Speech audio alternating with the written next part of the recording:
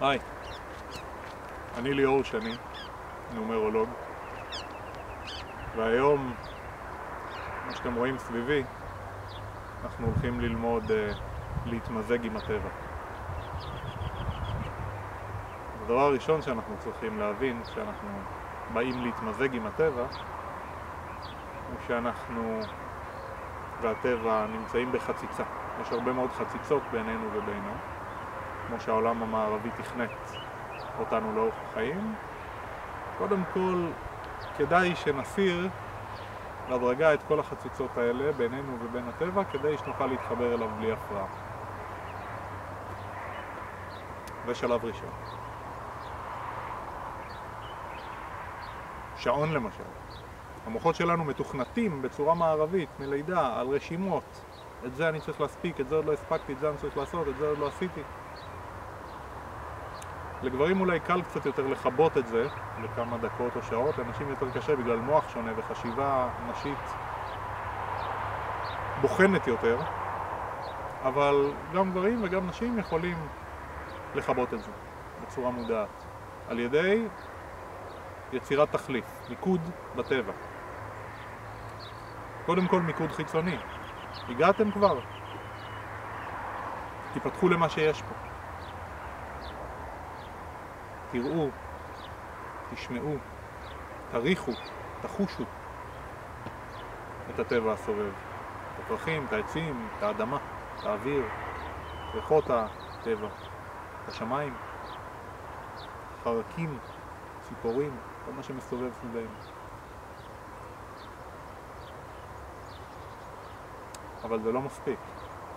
כי אני פה, אבל יש מכוניות זזות על כבישים לא רחוק ממני, אפשר אפילו קצת לשמוע אותם. יש אולי מטוסים קלים שחגים פה לפעמים. המיקוד שלי, זה מה שחשוב, המיקוד שלי צריך ללכת בטבע הסובב ולהתעלם מהדברים האחרים. הם לא חשובים כרגע. השעון הזה שמלווה אותנו, אין לי כבר אולי 10 שנים שעון על היד, אבל יש לי שעון בסלולרי, יש לי חלקנו הגדול שעונים על היד, אפשר להוריד, אפשר להשאיר את זה בדם איתם באוטו. אפשר את הטלפון לחבות, להשאיר אותו בכיס. זה מקרה חירום שלא יבוא, אבל לחבות, ככה אנחנו בשליטה. והמיקוד החיצוני בטבע יכול להיות דרך סגירת הפער איתו. תינוק קטן הוא מחובר יותר, הוא קרוב יותר אל האדמה, אל הטבע, אל הדברים הקטנים. ואנחנו מתכופפים להסתכל על פרח ממש מקרוב, ברמת המיקרו.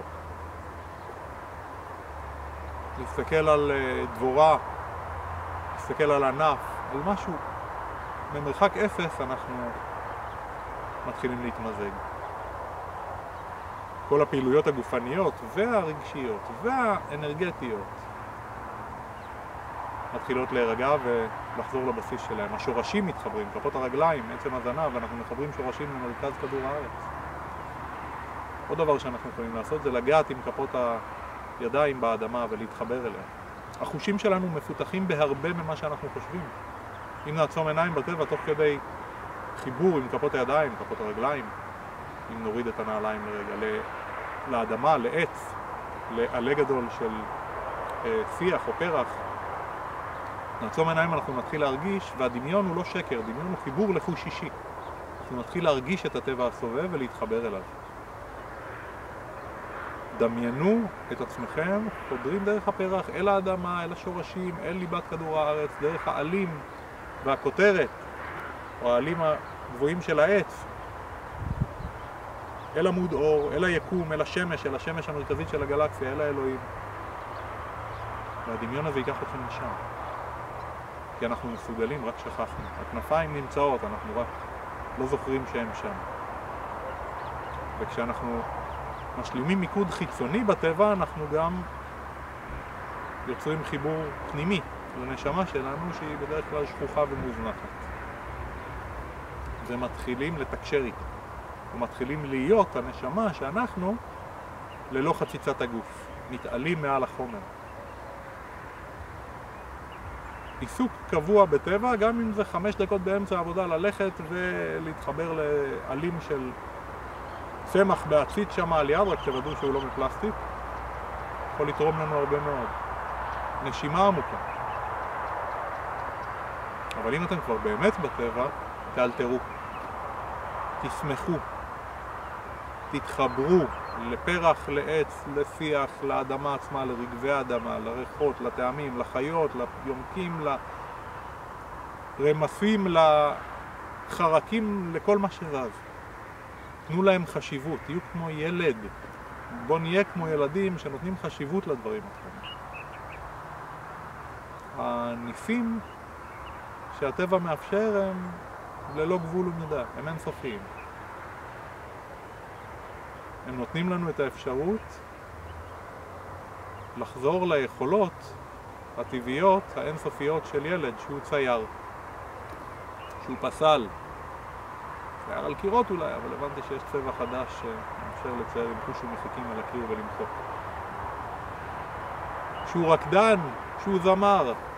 כל ילד וילדה מלמדים אותנו שהיכולות האלה הם... שהוא מתקשר והוא יודע, ואם לא יודעים, כתוב כבר. אמרו חז"ל, לשאול ילד מתחת לגיל 3 ומה שיאמר לעשות. כי האינטואיציה שלו תוביל אותנו. מה שכל הורה יודע שנכון. טבע וילד זה אותו רעיון.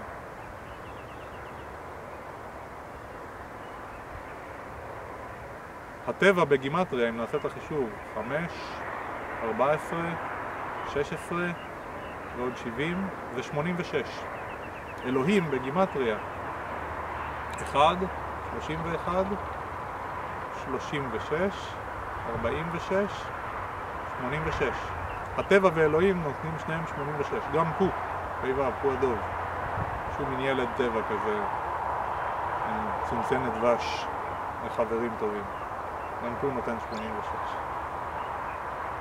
תבינו שהחיבור לטבע הוא החיבור לילד, הוא החיבור לאותו דוב מהסרטים של דיסני. הוא החיבור לדברים הקטנים. לשאול את השאלות המפגרות שאף אחד כבר לא שואל כי אנחנו גדולים. זה מה שעושה אותו דוב, הוא שואל את השאלות המפגרות וככה חוזר לשורשים ומאפשר לנו לעצמו לקבל תשובות מקוריות. כל חוקר ומדען אמיתי הוא כזה, הוא כמו ילד. ששאלו את איינשטיין איך הוא הגיע לכל הדברים האלה. הוא אמר, אני כבר בגיל המנטלי שאני יכול לחדש, המוח שלי חזק ובוגר, אבל אני בגיל... מבחינת החשיבה והרצינות שלי אני עוד ילד. וזה מה שמאפשר לי לשאול את השאלות ולקבל את התשובות המקוריות ולהסכים לקבל אותן ולהזיז הצידה את כל מה שהיה, שהוא פחות רלוונטי. תטבעו בטבע, תסתחררו לתוכו, כמו אינדיאני במבחן בגרות שזורקים אותו למערבולת בנהר, ואם הוא יאבק הוא עלול לטבוע, אבל אם הוא יאפשר לעצמו, המערבולת תיקח אותו למטה ותזרוק אותו מצד שני. ללא כל מאמץ. הוא יצא והוא ייוולד מחדש. שהות קטנה בטבע מאפשרת לנו להיוולד מחדש. והציפור פה בשמיים מעל מעודדת אותנו.